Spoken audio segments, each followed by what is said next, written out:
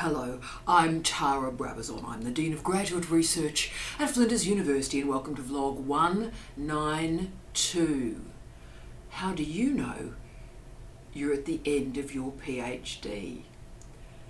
What a fascinating suggestion this one is, and it comes from Anna. Hi Anna.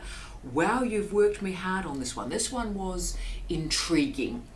And as I've always said, beginnings matter, but endings matter a lot more.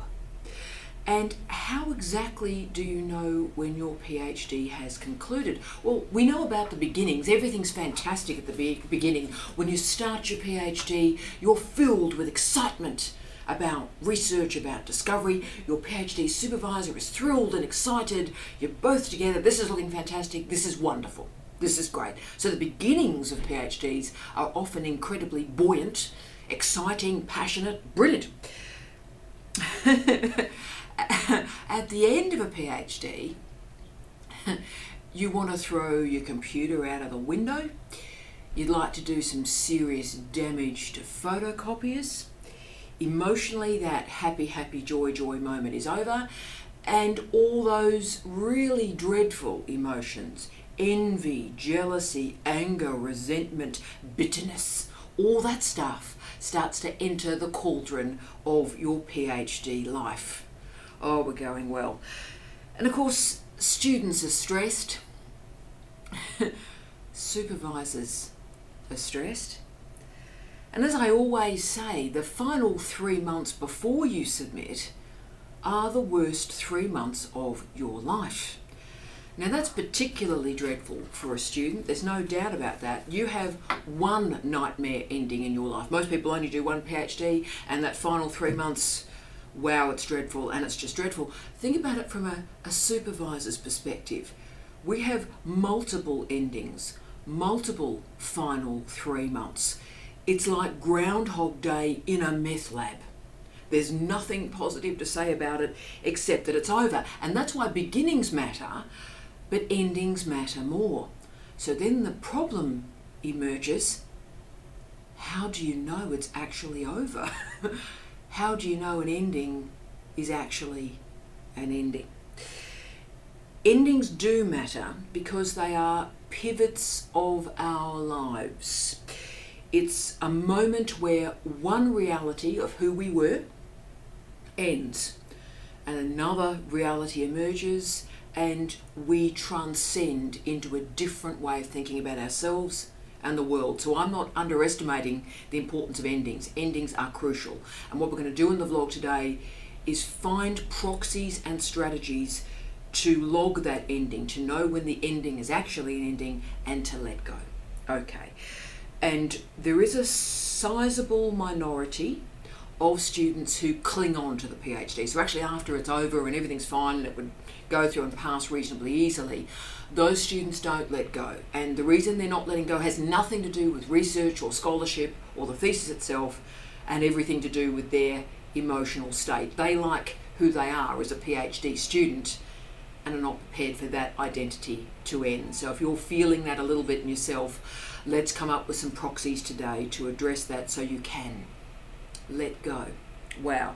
So Anna, I have taken your question incredibly seriously. The research is very patchy on this, really patchy on this. And so I've used all sorts of stuff from psychology, but also from business and management as well, to put these together with also some doctoral studies. So the problems or the proxies when students don't finish, or they take a long time, or they attrit. Okay, so that's the research literature I've deployed for you, Anna. And I'm going to be focusing on particular areas that are challenging for students. So how do you know it's over in terms of research and reading? How do you know it's over in terms of drafting and editing? And how do you align your emotional, intellectual and professional goals and self to move on to that next stage? Remember too that at the end of your thesis, you're not in a great place to be making any decisions of any kind. You're battling to remember your own name most of the time. You're battling to remember what coffee you like when you're in a coffee shop. So you're not really understanding your own life, your own work. You're not reading your own work properly. And this is, I think, quite important. So what I'm doing is I am giving you those proxies. So when you're going, what's my name? Who am I? Who is this person? What's going on?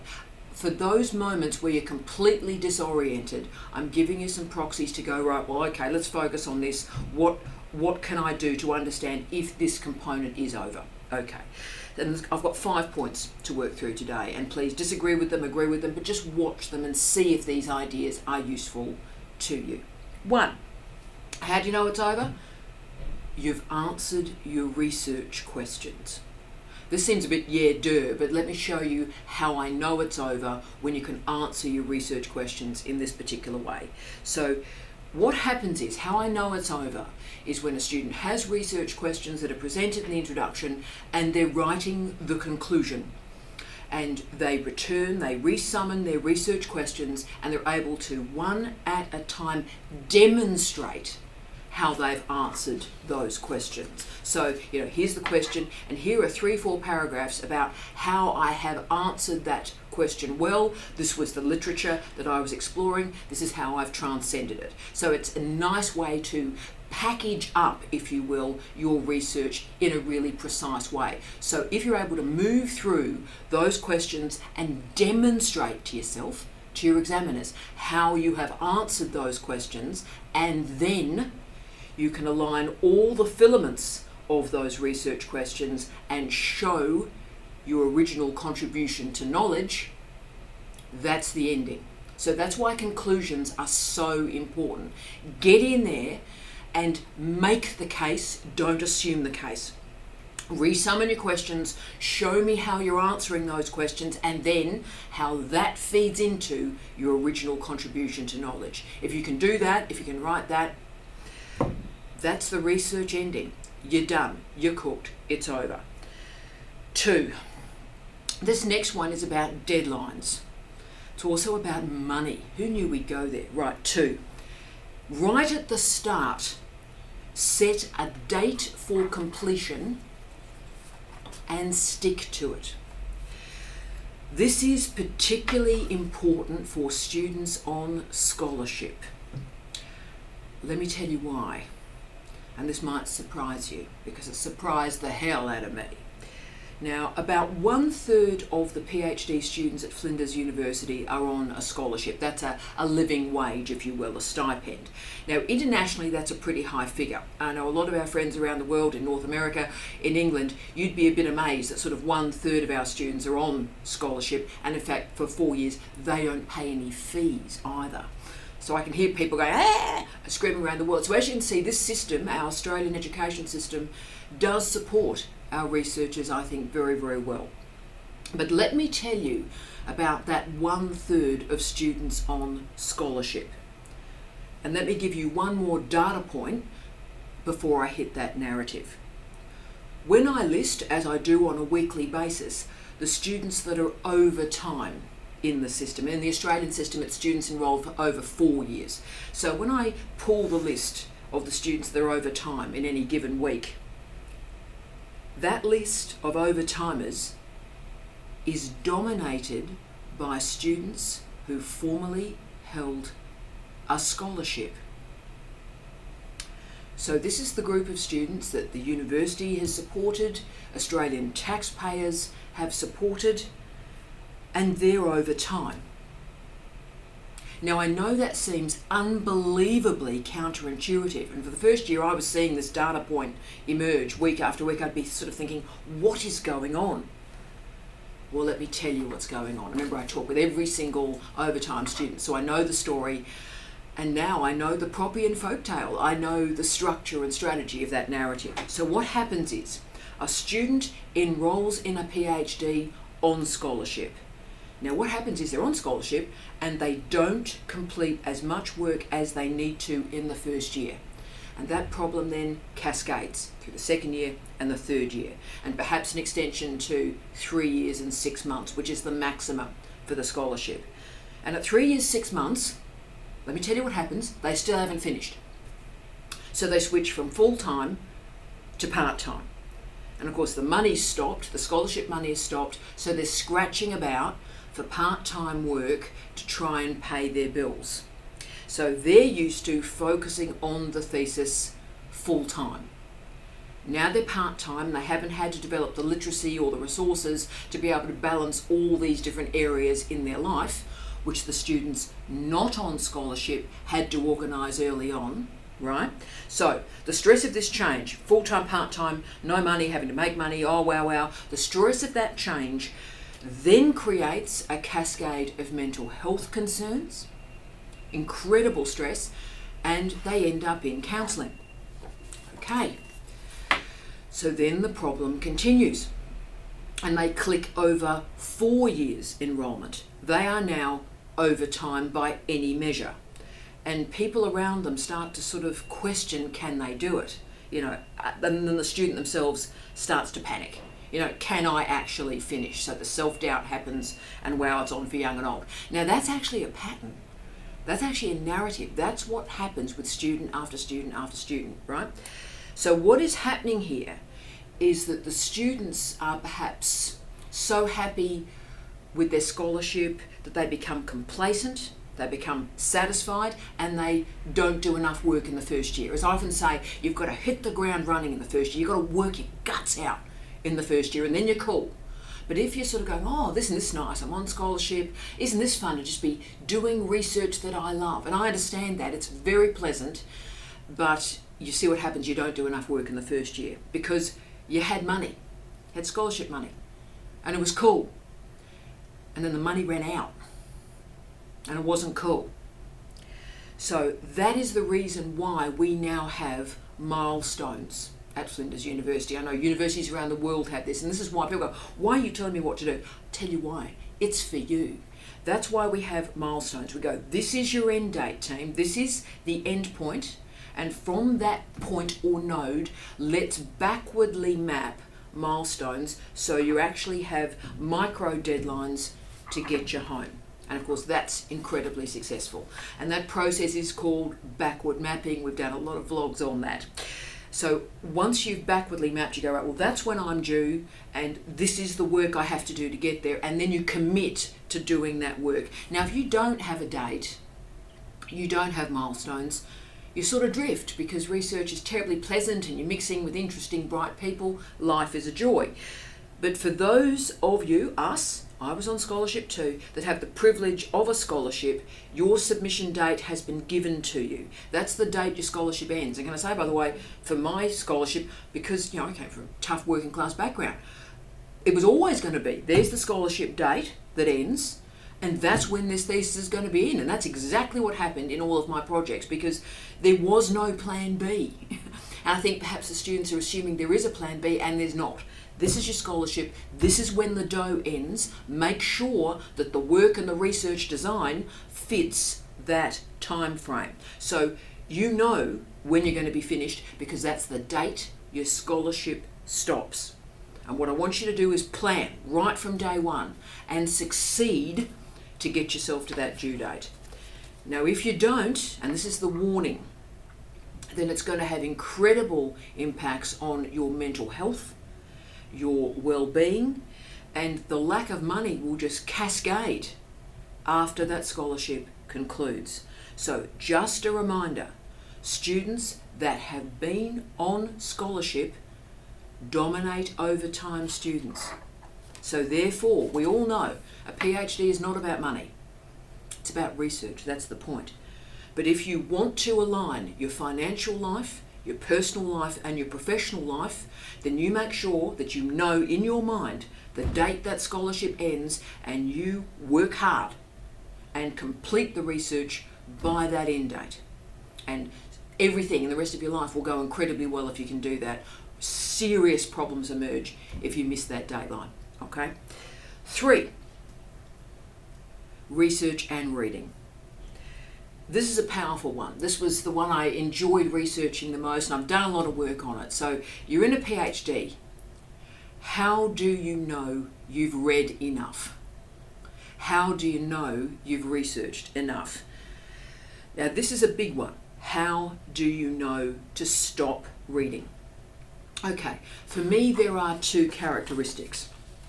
what happens is you're doing your reading, and this is for all research, by the way, not just your PhD, and you're doing your research and your reading, and you start to come across the same authors, the same concepts, the same tropes over and over again. So by the time you've done that and you're doing the sweep of all these big issues and you come across these names and these tropes and these concepts for the third time, then you're pretty well good to go. If you're reading and you're still finding out new stuff, so you really go, oh, I hadn't thought about that. If you're finding new material and original ideas that you haven't come across before, then keep reading. But once you get to the point where you've seen it before, and then you've seen it before, and it's the third time, that's a pretty good proxy that you understand the texture of that particular research area. But there's also one more tip I would give you just before you're about to submit your PhD. And this is a biggie, and all my students do it, and I do it with books all the time. And what happens is just before you submit your PhD, do a Google search as precise and as tight as you can make it with the key theorists of your area, the big ideas, the new ideas, and truncate that Google Scholar search to material in the year that you're submitting. So I'm recording this in 2019 in November. So I would be saying to my students, look for the material that's emerged in the last 6 months of 2019. So prove that you know the field, because you've done the Google searches, the Google Scholar searches for the year that you're submitting. And examiners love that. They love it because it shows that you not only know the key ideas, the big areas, that's great. You've got to show the key scholars, the key work that's been done, that's crucial, intellectual generosity, but you also know the edgy work. And examiners relax enormously when they see a lot of research cited from the year in which the thesis is submitted. So therefore, that's when you know your research has shape and texture and energy and is bounded, because you've seen the ideas before, you've got the field, and you've got the edgy stuff that's just emerged. At that point, thanks for playing, you're cooked, it's over. Right, you're finished. 4, writing and drafting. Well, we're getting into it. There is no such thing as the perfect sentence. There's no such thing as the perfect paragraph, and of course there's no such thing as the perfect PhD. But your thesis must be solidly written, and I'm using these sort of words, as blandly as I can. It has to be solidly written, and the focus has to be on strongly communicating your ideas. So what does that look like? That means your chapter structure is effective. So the chapter, the order, the structure, that works, that holds together, that's great. Secondly, there are good transitions between your chapters. So you're moving out of a chapter and into the next one. It's all very smooth. So the structure is working well. The transitions are well. Your abstract is sharp and clear. That's the first thing the examiners read. And that your introduction and your conclusion bookend the thesis beautifully. You introduce the research design and the research questions, and you answer the research design and the research questions at the end. Beautiful. That's the arc of your research. Now, do not submit a PhD with spelling and grammatical errors. Don't think they're minor. Examiners lose the will to live when we see spelling and grammatical errors, because you're demonstrating a disrespect of us, disrespect of our time. And what a lot of examiners do, and remember I read hundreds of PhD reports, what examiners do when they're really agitated, cross, they decide that they're going to list all the spelling and grammatical errors in the entire thesis. And I've certainly seen those lists go on for 12, 15 pages. So if you're worried about being humiliated in your PhD examination report, please don't put spelling and grammatical errors in, because your report will be dominated by, let me list all the spelling errors in this entire thesis. There are examiners who will do that. So the last check before you put it through Turnitin, before you submit that thesis, put a spelling checker through it. Make sure your sentences are grammatically correct, and your paragraphing enables the development of an argument. Now that's all that's required. What we want in a PhD is solid consistency in your writing. Now when you've reached that stage, solid consistency, strong communication, it's time to submit. No one is expecting or wanting Austen or Shakespeare or E. Cummings. No one wants that. It's a PhD. Solid, consistent, grammatically correct writing that signposts your argument.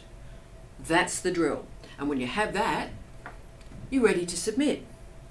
The challenge, I think, emerges through the drafting process when students are emotionally invested in their prose. And that's, for example, why I use, with all my students, the 10 draft model. There's nothing magical about the number 10, trust me. I've literally just plucked that out of the air. The reason I chose 10 is that it places a template, a rational, logical, predictable template over an emotional moment in our lives. So therefore, when people are all very agitated, I go, let's just work through the drafts, let's do 10, and the point we've done 10, let it go. Let it go. So if you are feeling yourself emotionally distressed with the writing and the drafting, so for some people it's the research and the reading, for some people it's the writing and the drafting. If this is your problem, then you know what? Make a decision. I'm going to read this thing 10 times. I'm going to do 10 drafts, and then I'm going to let it go. And what that does is it takes the emotion out of the drafting and the writing. And I always say to people, I do it with my own drafting, and I draft very heavily. But I always read my own work as if it belongs to somebody else. So I print it out for the final few drafts, I print it out, put it on paper, I sit in my big beanbag and I draft it like I'm drafting somebody else's work. So that emotional disconnection allows you to be a better editor. And the final bit of advice I'm going to offer in this vlog is not qualitative, it's not quantitative, it's maybe not providing the metrics that Anna wanted. It's not a tip or a trick. But it's probably the most important one, and it's about your intellectual landscape, your vista. How do you know that you finished your PhD? 5. Have you today occupied the extremity of your knowledge, your experience, and your expertise? Now, I know Anna wanted some measures and know when you're ready to submit the thesis, and a lot of that's very easy to do. As I've said, it's about, there's the research design, have you answered the questions, have you got your original contribution to knowledge, is the structure right, is the writing pretty good, right? And all of that's great. The data sets are in place, scope and scale. If you're doing a theoretical thesis, you've really covered the conceptual and epistemological work you needed to do. That's all straightforward. But this final one is about understanding the edge of your expertise. And can I say, this is not only a technique I use in doctorates for my students, I used it on my own thesis obviously, but for other students, I use this every day to understand it's the moment to let go of that article, it's the moment to let go of that scholarly monograph, that book. Because knowledge never ends, research never ends, learning never ends. But research projects do end. Nothing is ever perfect. Nothing is ever a masterpiece. But you have to find a way to be satisfied, not in the perfection, but in the caliber of this work at this point in time. What I do is, after I've done all those other 4 tips we've talked about today, and I think it's over, I do something else. I do an emotional and an intellectual stocktake at the end of every project. Because every project could produce 10 other tentacles, 10 other sub-themes. You could just keep going, oh, that's interesting. Every project's like that. It could just keep going forever. But there needs to be a stop. There needs to be an end. And I create that ending for myself through one question. Is this the best that I can do now? Is this the best that I can do now?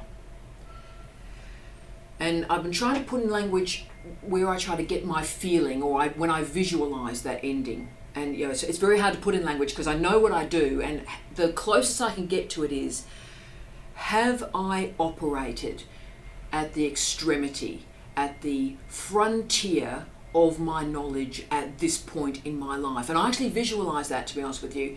Is this work at the edge of what I know and the edge of what I can see? Is it my best self now?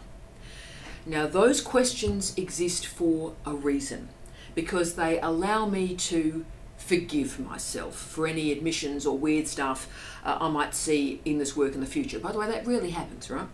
But what I'm trying to do by creating that ending is I'm giving myself permission to grow and change and improve.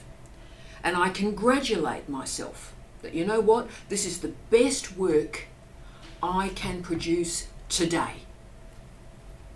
And let it go. Let it go.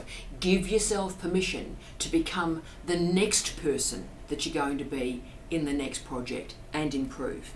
So I often describe doctoral theses in books, and certainly articles as well, as scholarly photographs. So what the theses, the articles, the books do is they capture our intellectual development at a particular point. That moment that the photograph is taken, it's honest at that moment. But a minute later, an hour later, a day later, a year later, you've changed. And that's good. The photograph is honest for its moment, and it's giving you the permission to change. So recognize that this PhD is your best thinking at this point of your life, and that you will move and change and transcend and transform, and that's great. The PhD is your photograph of this research moment. Take that photograph, acknowledge it, celebrate it, and move on. That is how you finish, with rigor, with clarity, and also with a fair amount of peace. So it seems appropriate, I think, to conclude this vlog on endings with the model, the mirror, the trope that I use to understand endings in my daily life. And it comes from, not surprisingly, T.S. Eliot's 4 Quartets. As many of you know, I read Henry David Thoreau's Walden at least once a year, often on New Year's Eve or New Year's Day. I find it very peaceful, reminds me what's important, gives me space. I love that as a book. But I read something different in moments of transition in my life. So when I'm thinking, right, well, I'm going to leave this job, I'm going to move to another job, I'm going to leave one country and move to another country, you know, the death of Steve. So these big moments in your life where you know everything's going to change, everything is going to be different. And there's actually just a couple of sentences from T.S. Eliot that, to be frank, have kept me alive. The best of writing does that, I think. In moments of darkness where you're wondering if you've got enough life force left, every now and again there are phrases and sentences that remind you to take a breath, remind you to take that next step. And I think also this phrase allows me to make peace with beginnings and endings. What we call the beginning is often the end. And to make an end is to make a beginning. The end is where we start from. The end is where we start from. A PhD is great, brilliant, a fine achievement, but it is the first achievement in your lifetime of achievements. So enjoy that ending of the PhD, knowing that it's the beginning of something else, and revel and relish in that new beginning. I wish you love, light, and peace. Tea out.